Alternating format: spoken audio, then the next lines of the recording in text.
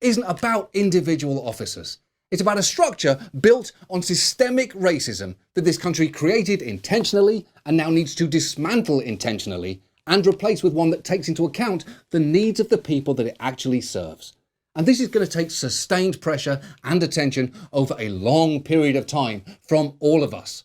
Black communities have had to be perpetual activists while also routinely being disenfranchised. And it is long past time that the rest of us join to make sure that their voices are heard and acted upon. Because it's going to be far too easy for nothing to meaningfully change here. That is what has always happened before. After the unrest in the late 60s, a commission was set up to investigate and issue advice. Many of its conclusions resemble ideas like police demilitarization and broad reinvestment in marginalized communities that are still being pushed today. Now, testifying before that commission was the social scientist Kenneth Clark, and he made this observation, which remains depressingly true.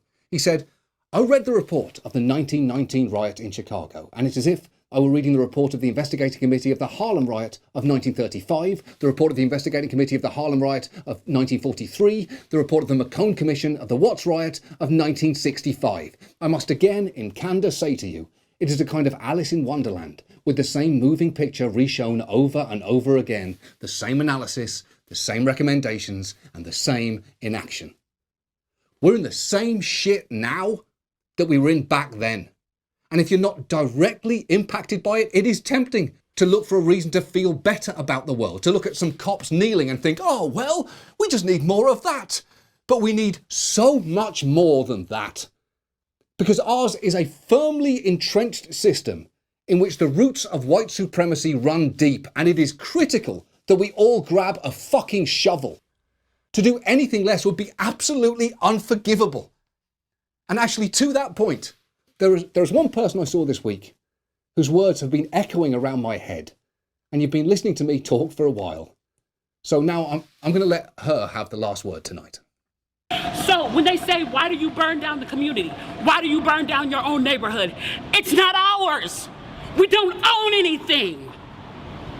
We don't own anything.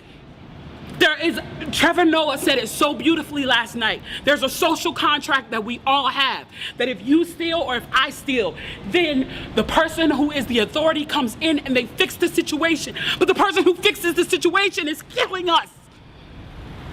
So the social contract is broken. And if the social contract is broken, why the fuck do I give a shit about burning the fucking Football Hall of Fame, about burning a fucking Target? You broke the contract when you killed us in the streets and didn't give a fuck. You broke the contract when for 400 years we played your game and built your wealth. You broke the contract when we built our wealth again on our own, by our bootstraps in Tulsa, and you dropped bombs on us. When we built it in Rosewood and you came in and you slaughtered us. You broke the contract, so fuck your Target. Fuck your Hall of Fame. As far as I'm concerned, they could burn this bitch to the ground.